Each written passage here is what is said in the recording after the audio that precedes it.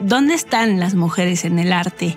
Es una pregunta que este 8 de marzo queremos hacernos, pues es un sector que lamentablemente ha quedado rezagado desde el desarrollo de las disciplinas artísticas y que irónicamente es la manera en la que representamos el mundo. En este momento te podemos retar incluso a que cites a exponentes de las diversas disciplinas en el arte sin que tengas que recurrir al buscador, como a 3 compositoras o incluso a 3 directoras de cine. Por ejemplo, en la entrega de los Oscars solo hay una directora en la terna de mejor película, con Sarah Polley con la cinta Ellas Hablan. Es un tanto difícil, ¿verdad? Y no te culpamos, pues esta situación radica desde la educación cultural que hemos tenido, la cual afortunadamente está cambiando y esperamos siga teniendo frutos. Pero ¿por qué sucede esto?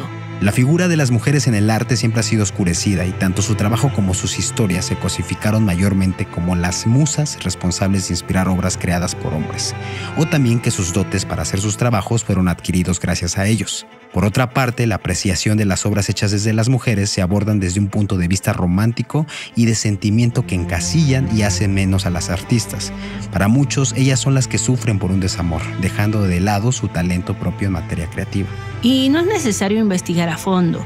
Este mito lo vemos seguido con Frida Kahlo y Diego Rivera, Elena Garro con su relación con Octavio Paz, Yoko Ono con John Lennon, a Sor Juana Inés de la Cruz con la Iglesia, a Cristina Pacheco con José Emilio Pacheco, a Francis Ford Coppola de su hija Sofía, a Shakira y Piqué, y la lista podría dar para más y más dentro del mundo del arte, la cultura y el entretenimiento.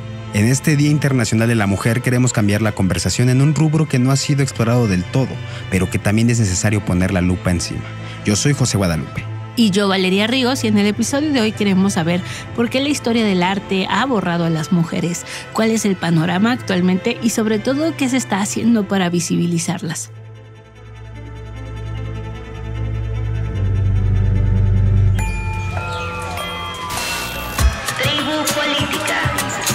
Podcast diario para entender las noticias.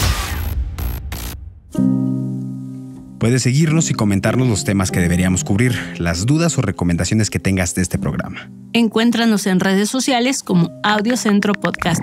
A nosotros nos encuentras como @valpunto y @guadarríos. Suscríbete en la plataforma de preferencia y gracias por escuchar. Para este episodio platicamos con Grecia Pérez Calderón, fundadora de Ellas Artes, un proyecto de divulgación sobre mujeres y disidencias en el arte y profesora de la UNAM.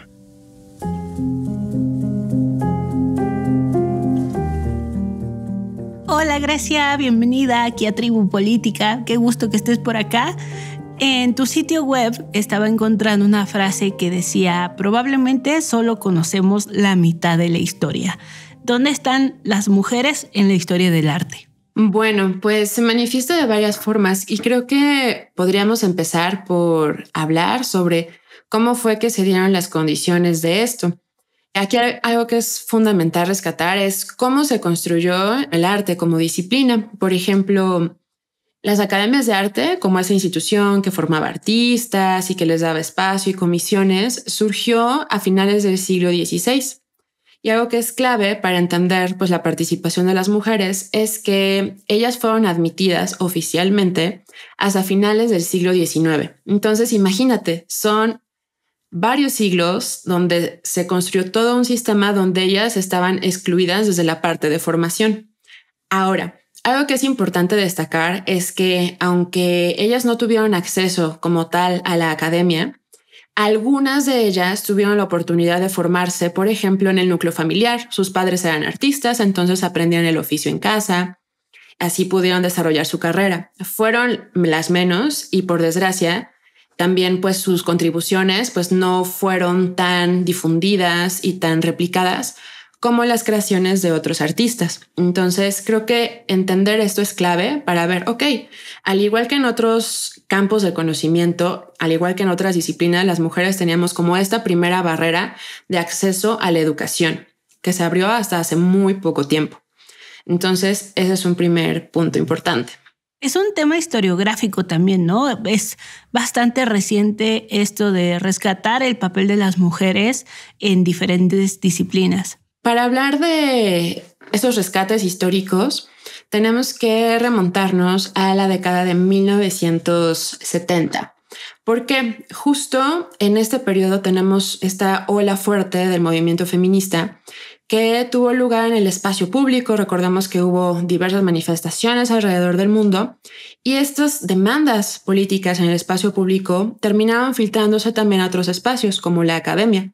Entonces, en el caso específico del arte, en Estados Unidos hubo una historiadora feminista que se llama Linda Nochlin y ella escribió un artículo muy importante que fue un parteaguas en este rescate y en esos cuestionamientos sobre dónde están, por qué no nos cuentan sobre ellas. Este artículo se llama ¿Por qué no han existido grandes mujeres artistas? Y lo publicó en 1971. Y justo eso, se trataba de hacer una revisión histórica, incluso sociológica, de cómo se construyó la historia y por qué nos cuentan sobre los artistas que nos cuentan y siempre los ponen como grandes genios y ellas terminan desdibujadas en estos relatos. Y visualmente, Grecia, ¿cómo se ve esta exclusión en la historia del arte? Es decir, ¿qué no estamos viendo cuando estamos viendo las grandes obras de arte? Uy, me encanta esta pregunta porque precisamente si hablamos de arte es como qué estamos mostrando, qué valores están enalteciendo y justo al estar excluida la mitad de la población, ¿qué perspectiva falta? Bueno, tenemos que durante mucho tiempo en el arte se trabajó literalmente con una jerarquía de temas, donde los lugares más importantes los ocupaban temas de corte religioso, mitológico, etcétera. Al final, por ejemplo, tenemos géneros como el bodegón, ¿no? Esas naturalezas muertas, etcétera. Entonces, ese era como, digamos, el estándar que muchos artistas utilizaban para crear sus obras. Posteriormente, en el siglo XIX, vemos un quiebre donde otros artistas están cuestionando esta jerarquía y, bueno, por ejemplo, se empiezan a decantar más por el paisaje o incluso por los bodegones. Ahora, lo que es aquí súper importante es que antes de mediados del siglo XIX, tenemos una idea de arte que está construida para preservar la tradición y ciertas ideas de poder. Después, con esta ruptura, después de mediados del siglo XIX, cuando entra el arte moderno, que también coincide con el ingreso de más mujeres, ya ahora sí, en las academias de arte y empiezan a formar parte de las diferentes vanguardias, vemos que ellas están incluyendo su mirada, uno, al retratar a las mujeres desde otro punto de vista. Uno, ya no son estas mujeres musas, sino estas mujeres que tienen agencia sobre sus cuerpos, que tienen agencia sobre sus decisiones, ¿no? Ya no es como esta idea de la mujer musa. Ahora, este cambio de perspectiva también pues va avanzando poco a poco, ya entrado el siglo XX, y tenemos que hacia finales se empieza, y digo también coincide con la nueva fuerza que toma el movimiento feminista, y entonces las artistas que se comprometen con esta causa comienzan a generar obras, diría yo, en primera persona. Es decir, están hablando de sus propias experiencias, o sea, de habitar sus cuerpos, de también hacer homenajes a otras mujeres de la historia, de denunciar la violencia de género y en general de pensar lo doméstico desde una posición política. Entonces, bueno, es un tema súper amplio que vale la pena analizar. Y creo que una pregunta clave que tú planteabas era eso, ¿no? O sea, ¿qué no hemos visto? ¿Qué nos falta por ver como para entender de forma más integral la experiencia humana? ¿Cómo está el papel de las artistas mexicanas en la actualidad? De acuerdo con la Encuesta Nacional de Ocupación y Empleo creada por el INEGI en 2018, en México existen 250,100 personas que se emplean como artistas, de las cuales solo el 26.7%, es decir, cerca de 67,000, son mujeres. El ramo de bailarinas y coreógrafas es el que presenta mayor índice de mujeres, seguida de escenógrafas. En tercer sitio están dibujantes y diseñadoras y en cuarto lugar pintoras. La situación contrasta en el rubro musical, pues las estadísticas oficiales señalan que no existen compositoras ni arreglistas en México, pues solo compilan a 2,372 hombres que se dedican a ello. A los bajos niveles se le suman otras disciplinas como la música en general, la literatura y la actuación. Si estas son las estadísticas en un rubro que de por sí ya es muy matado en México, como es la cultura, las mujeres que se dedican a ello no cuentan con alternativas para tener un empleo formal y de largo plazo, por lo que se ven obligadas a autoemplearse y buscar formas de financiamiento. Vamos a una pausa y regresamos.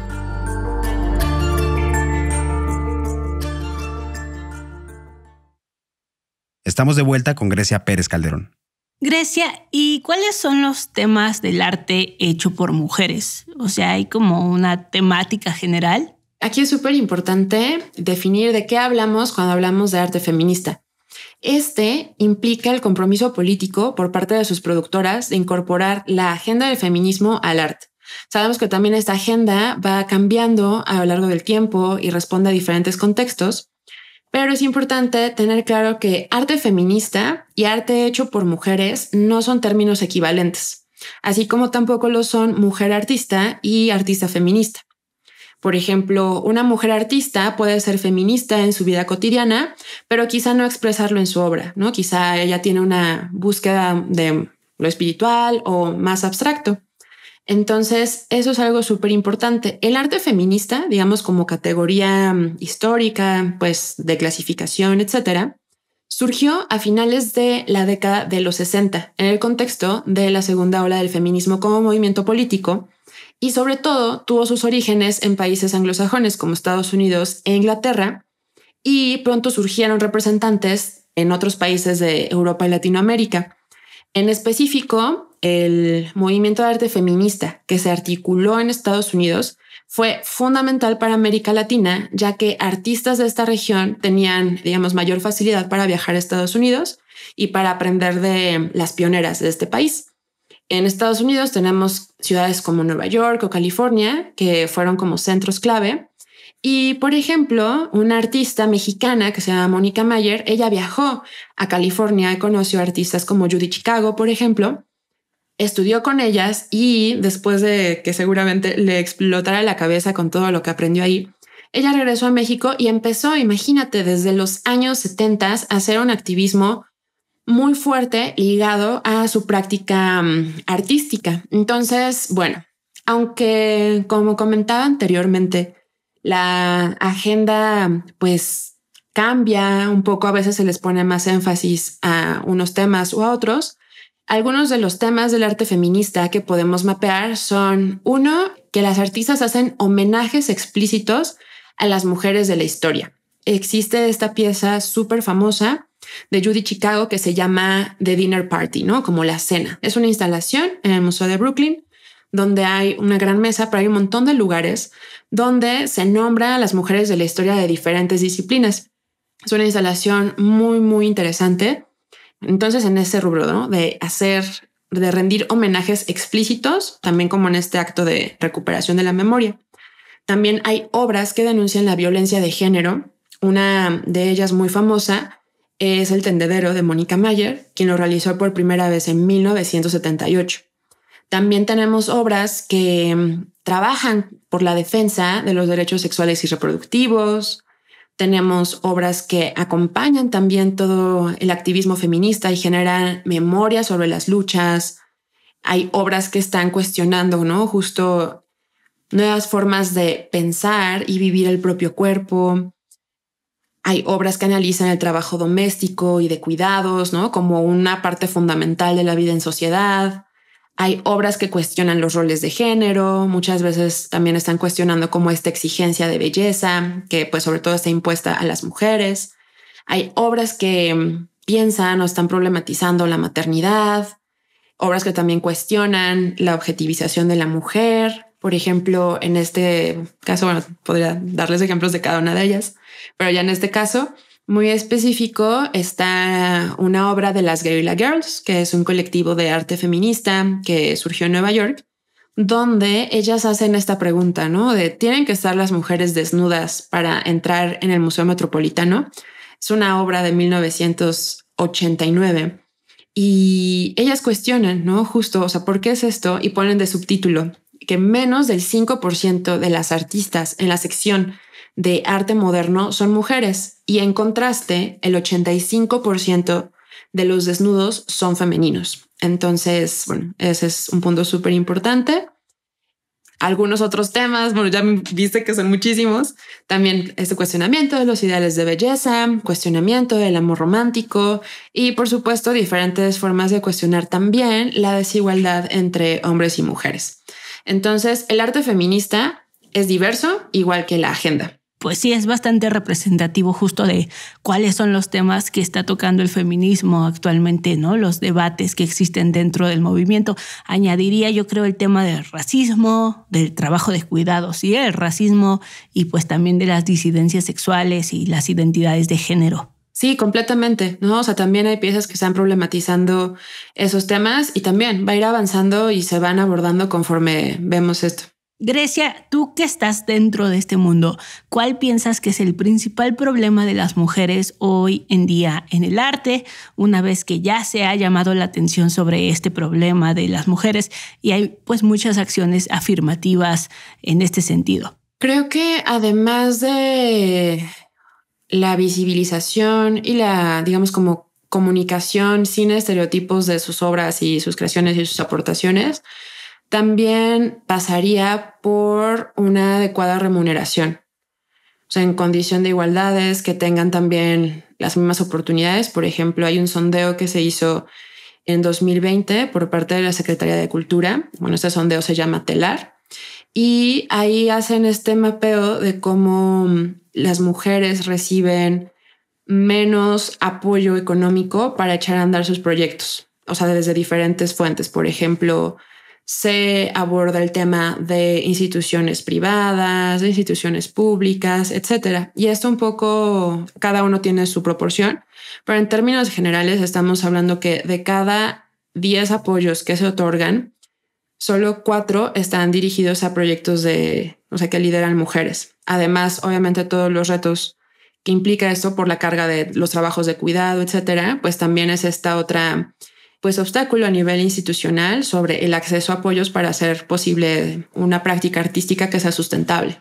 Hace un momentito hablabas que había estereotipos para describir la obra de las mujeres artistas. ¿Cómo qué estereotipos? Pues fíjate que hay un ejercicio súper interesante que hago al principio de mis clases, donde les pido que un poco piensen, voy a invitar a la audiencia que también lo haga, los 3 primeros adjetivos que han escuchado que se utilizan para describir a mujeres artistas. Piénsenlo rápido, o sea, cuáles serían los 3 primeros que vendrían a sus mentes y escríbanlos. Y después les preguntaría lo siguiente. Ahora, los 3 adjetivos que han escuchado con los que se describen a los hombres artistas. Y un poco en los últimos años que llevo realizando este sondeo, aunque no queramos, en nuestra mente, en nuestro inconsciente, está esta idea, o bueno, los adjetivos que surgen tienen que ver mucho con sus emociones, la sensibilidad, etcétera, ¿no? Esos siempre son como los primeros, ¿no? De que muy sensible, increíble, novedosa o algo así. Esos son los positivos, ¿no? No les quiero hablar de los negativos, que son como bastante fuertes, ¿sabes? Loca, por ejemplo. En contraste, para los hombres artistas siempre sale el adjetivo de genio. Genio, maestro, innovador, ¿no? Esos siempre salen múltiples veces en cada grupo en el que hago este sondeo. Entonces, ¿qué tenemos? Que por un lado, a las mujeres artistas las tenemos estereotipadas, un poco pues como las mujeres en general, como esa parte de la sensibilidad, ¿no? Y lo emocional, etcétera. Y los hombres tienen este adjetivo de genio. De hecho, justo darme cuenta de este contraste tan fuerte fue lo que me llevó a nombrar uno de los cursos que se imparten dentro de Bellas Artes como genias del arte. Que busquen en Google. También no van a encontrar algo que les hable de genias. Incluso Google les va a corregir, les va a preguntar si no quisieron decir genios del arte. Y eso, también un poco algo que pues poco a poco va cambiando, pero que sigue ocurriendo, es que se habla de las mujeres artistas en relación a su vinculación con algún hombre famoso, ¿no? Con algún hombre célebre, etcétera. Es un atajo un poco porque te ayuda a tener la referencia, pero lamentablemente esto no les hace bien, ¿no? Como a esta historia de las mujeres artistas, porque obviamente cuando aprendemos sobre ellos, no sabemos quiénes son las mujeres de su vida y quiénes estuvieron relacionados con ellos. En contraste, las mujeres artistas siempre hay como esta necesidad de recalcar que estuvieron casadas con, que fueron hijas de. Entonces, eso es un poco como el panorama que encontramos. Que no basta con visibilizarlas, también tenemos que replantearnos la manera en la que hablamos de ellas. Claro, además la idea de genio es súper patriarcal. Yo siempre me imagino así como un hombre solitario en su estudio, padrísimo, que de pronto tiene una súper idea y va corriendo a su lienzo en blanco a plasmarla y es una idea genial y gana muchísimo dinero y la academia se da cuenta que él es la vanguardia. En fin, es cierto, creo que nunca he oído esta historia o no asocio esta historia con una mujer. Creo que nunca he oído que le digan a una mujer que es una genia. Ahora que mencionas esta idea de el genio en solitario, etcétera, o sea, bueno, tenemos este panorama donde justo fueron ellos que crearon porque pues eran quienes podían crear por términos de acceso a la educación, como de no tener que ocuparse de otras cosas más que de crear, etcétera. Pero también justo es una idea que está construida en términos súper individualistas y desde una perspectiva de análisis histórico feminista.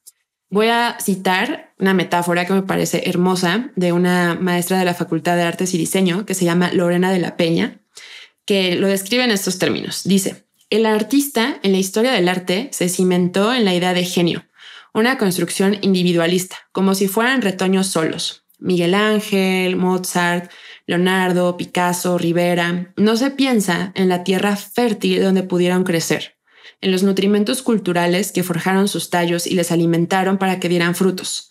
La fruta no solo es hija de la semilla, surge gracias a la tierra, al viento, el agua y el cuidado.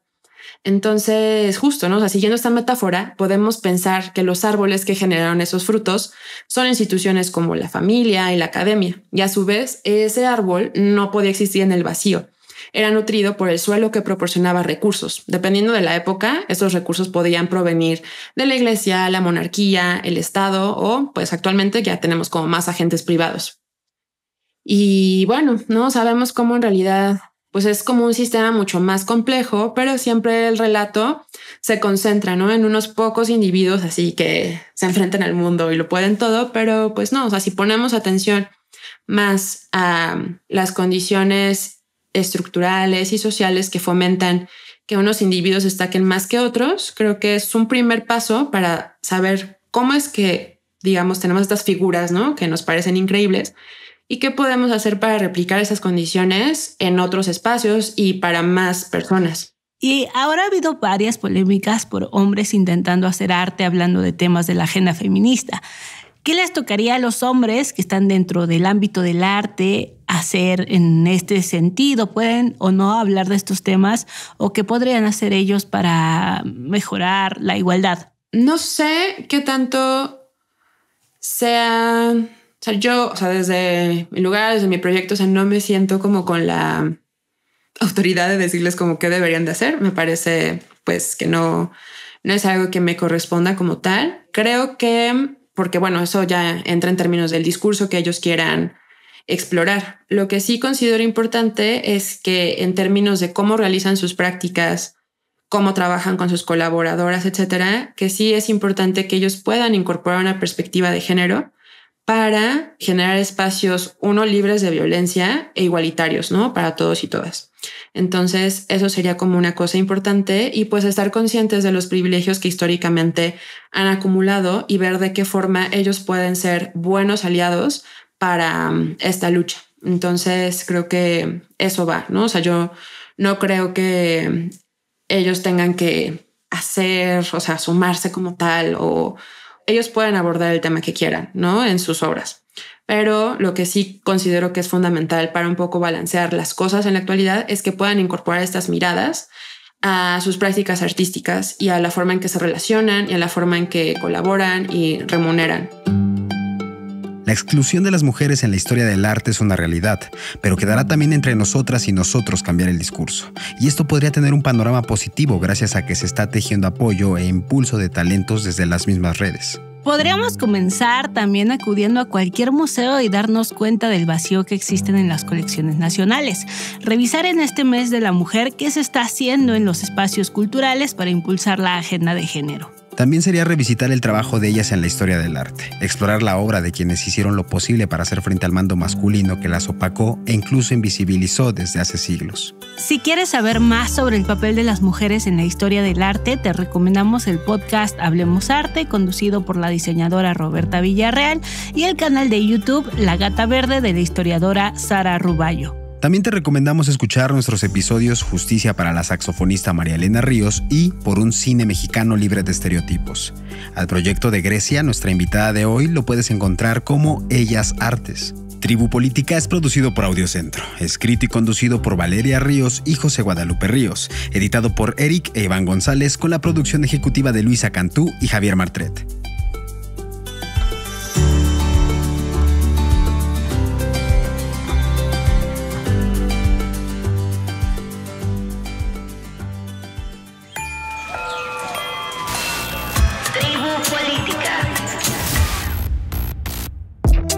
Audiocentro.